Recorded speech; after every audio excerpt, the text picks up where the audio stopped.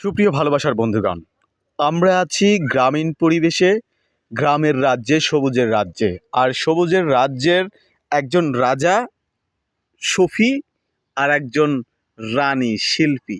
এখন এই রাজা রানীর কাহিনীটা যদি আমরা শুনতে পেতাম, তারা যদি বলতো, তাহলে আমরা তাদের কাছে কৃতার্থ থাকিতাম। কি রাজা, কেমন আছেন আপনি? আপনার দিনকাল কেমন যাচ্ছে? আপনার কঙ্কাবতীর খবর কি? আমার দিনকাল খুব ভালো। তো রাজার দিনকাল ভালো, আপনার কঙ্কাবতীর খবর কি? কঙ্কাবতী ভালো আছে, কিন্তু মাঝখানে যে সেনাপতি আছে, ওই সেনাপতি অবস্থা খারাপ আছে। তো বুঝবারই পারছেন কি একটা অবস্থা। তো এখন চলে যাব রানীর কাছে। রানীকে দেখেই তো সবাই প্রেমে পড়বে। এখন এই যে রানীটাকে দেখতে পাচ্ছেন, আপনারা এই রানীটাকে টাইটেল দিয়েছেন শাক ভাবি। তো শাক ভাবি, আপনার কি অবস্থা? আলহামদুলিল্লাহ ভালো।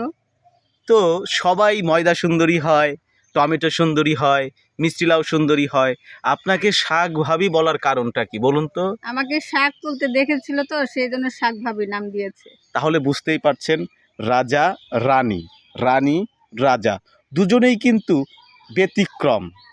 একজন অভিনেতা, অভিনেত্রী। কি মিল খুঁজে পাচ্ছেন না? উনি শাক ভাবি আর উনি শাক ভাই। উনি কি আসলেই কি উনি বোঝা যাচ্ছে না। যাই হোক, ওনার ক্যারেক্টার ধরা মুশকিল, কারণ উনি একসাথে কয়টা কি করে এটা ধরা সো ডিফিকাল্ট। তো আপনারা যে গ্রামীণ পরিবেশে আসছেন, এই গ্রামীণ পরিবেশটা আপনাদের কাছে কেমন লাগছে? অনেক ভালো লাগছে। এরকম গ্রামীণ পরিবেশে কি আপনাদের বারবার যেতে ইচ্ছে করে? হ্যাঁ, এরকম যদি প্রতিদিন যেতে পারতাম তাহলে ভালো লাগতো। ও আচ্ছা, আমরা রাজার কাছে জানতে চাচ্ছি। রাজা, কি অবস্থা, কেমন আছেন? আপনার এই প্রাকৃতিক পরিবেশে এসে কীরকম লাগতেছে? ভালো, খুব ভালো লাগতেছে। খুব ভালো লাগতেছে। আচ্ছা, রাজার গোপন কিছু জিনিস জানতে চাচ্ছিলাম। রাজা যদি বলে তাহলে আসলে শুনতে পাবো, আর না বললে তো কিছু করার নাই। তো রাজাকে জিজ্ঞেস করছি, আপনার সাথে যে সেনাপতিরা প্রতারণা করছে, এটার সুফল কি?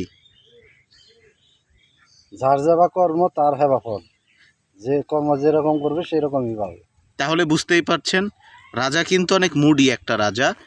এই যে রাজাকে অ্যাঙ্গেল থেকে দেখানোর চেষ্টা করছি, আর এই হচ্ছে রানী, আমাদের শাক আপা। তো সবাই ভালো থাকবেন, সুস্থ থাকবেন, প্রকৃতির সাথে থাকবেন, শাক আপার সাথে থাকবেন, রাজা রানীর দুজনের সাথে থাকবেন। আল্লাহ হাফেজ।